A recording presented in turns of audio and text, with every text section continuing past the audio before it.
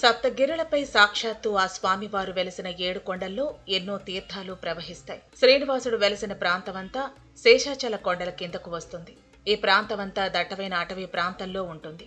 కొండల మధ్యదారిలో తీర్థాలు ఉండటంతో శ్రీవారి దర్శనార్థం తిరుమలకు వచ్చే భక్తులు తీర్థాలను సందర్శించేందుకు వెళ్లలేని పరిస్థితి. అయితే ఏటా తిరుమల కొండపై ఉన్న పలు ముఖ్య తీర్థాలలో టీటీడీ ప్రత్యేక పూజలను నిర్వహిస్తుంది. ఆ సమయంలో ఈ తీర్థాలకు భక్తులు కూడా సందర్శించే అవకాశం కల్పిస్తూ ఉంది టీటీడీ. ఇలా ఏటా టీటీడీ ఒక్కసారి ప్రత్యేక పూజలు నిర్వహించే పలు తీర్థాలలో కుమారధార తీర్థ ముక్కోటి ఒకటి. సాక్షాత్తు కుమారస్వామివారు స్నానం చేయటం వల్ల ఈ తీర్థానికి కుమారధార అనే పేరు స్థిరపడింది. ఇలా నడక మార్గాన కుమారధార తీర్థానికి చేరుకునే భక్తులు ముందుగా అక్కడే జలజల పారే జలపాతాల వద్ద పుణ్య స్నానాలను ఆచరించి కుమారస్వామి వారిని దర్శించుకుని మొక్కులు తీర్చుకుంటారు.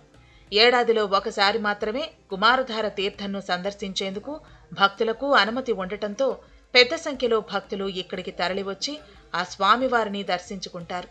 దట్టమైన అటవీ మార్గం గుండా ప్రకృతి సౌందర్యాల నడుమ నడక మార్గాన భక్తులు కుమారధార తీర్థానికి చేరుకుని పుణ్య స్నానాలను ఆచరించి కుమారస్వామి వారిని దర్శించుకోవటంతో వారి యాత్ర పూర్తవుతుంది.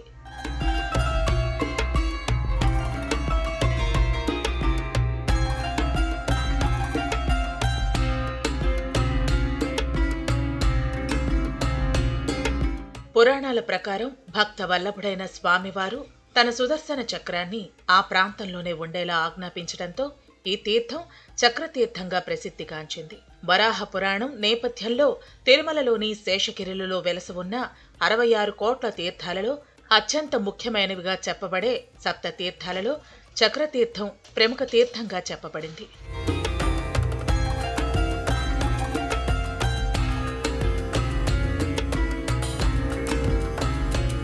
పౌరాణిక నేపథ్యంలో తిరుమల వెంకటేశ్వర స్వామి వెలసి ఉన్న సప్తగిరుల మీద దక్షిణ భాగంలో మహాపవిత్ర తీర్థమైన చక్రతీర్థం ఉంది. ప్రతి ఏడాది తమిళ కార్తీక మాసం శుద్ధ ద్వాదశి నాడు చక్రతీర్థ ముక్కోటి తిరుమలలో జరుగుతుంది.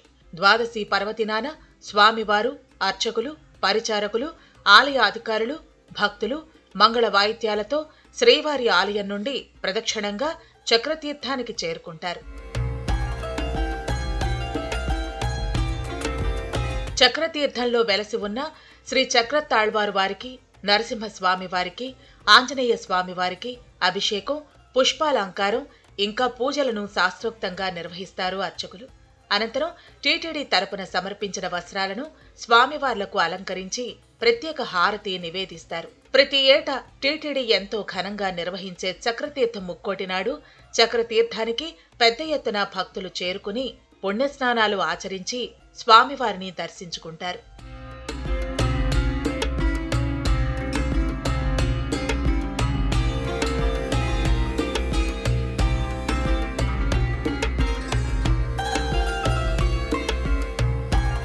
సంతాన ప్రాప్తి కలగకపోవటంతో అంజనాదేవి ఆకాశగంగ ప్రాంతానికి చేరుకుని ప్రతినిత్యం గంగలో స్నానమాచరించి ఆహారం స్వీకరించకుండా తపస్సు చేస్తూ ఉండగా సంవత్సర కాలం అనంతరం వాయుదేవుడు ప్రత్యక్షమై అంజనాదేవికి రోజు ఒక ఫలం అందించసాగాడు. అలా ఒకరోజు వాయుదేవుడు అందించిన ఫలం స్వీకరించడంతో గర్భం దాల్చిన అంజనాదేవి హనుమంతుడికి జన్మనిచ్చింది. ఆ ప్రాంతమే ఆకాశగంగ తీర్థమని అంటారు. అంజనాదేవి ఇక్కడే బాలాంజనేయునికి జన్మనిచ్చిన కారణంగానే ఈ ప్రాంతం అంజనాద్రిగా ఖ్యాతికెక్కిందని ఇతిహాసం. ఇక్కడి అటవీ ప్రాంతంలో పురాతన అంజనాదేవి ఆలయం, ఆంజనేయ స్వామి ఆలయం ఉంది. ప్రతినిత్యం అంజనాదేవి బాల హనుమంతుని విగ్రహానికి అర్చకులు ప్రత్యేక పూజలు నిర్వహిస్తున్నారు. ఇలా ఆకాశగంగ తీర్థ జలానికి ఎంతో ప్రాముఖ్యత సంతరించుకుంది. ఈ తీర్థాన్ని సందర్శించాలనుకునే భక్తులు వాహనాలలో ప్రయాణించిన అనంతరం కొద్ది దూరం పాటు మెట్ల మార్గం గుండా నడిచి ఆకాశగంగ తీర్థానికి చేరుకోవచ్చు.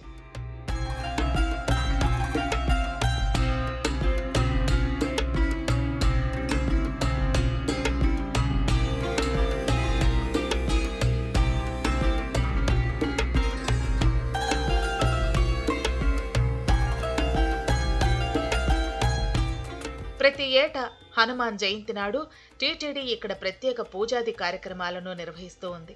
5 రోజుల పాటు ప్రతిరోజు ప్రత్యేకంగా ఒక్కో పుష్పంతో అభిషేకాది కార్యక్రమాలను నిర్వహిస్తూ ఉండటంతో పాటు అనంతరం ప్రత్యేకంగా సాంస్కృతిక కార్యక్రమాలను నిర్వహిస్తూ ఉంది. పండితులు భక్తుల చేత హనుమాన్ చాలీసా పఠనాన్ని కూడా టీటీడీ నిర్వహిస్తూ ఉంది. ఇలా టీటీడీ ప్రతి ఏటా ఇక్కడ ప్రత్యేక కార్యక్రమాలను నిర్వహిస్తూ ఉంది.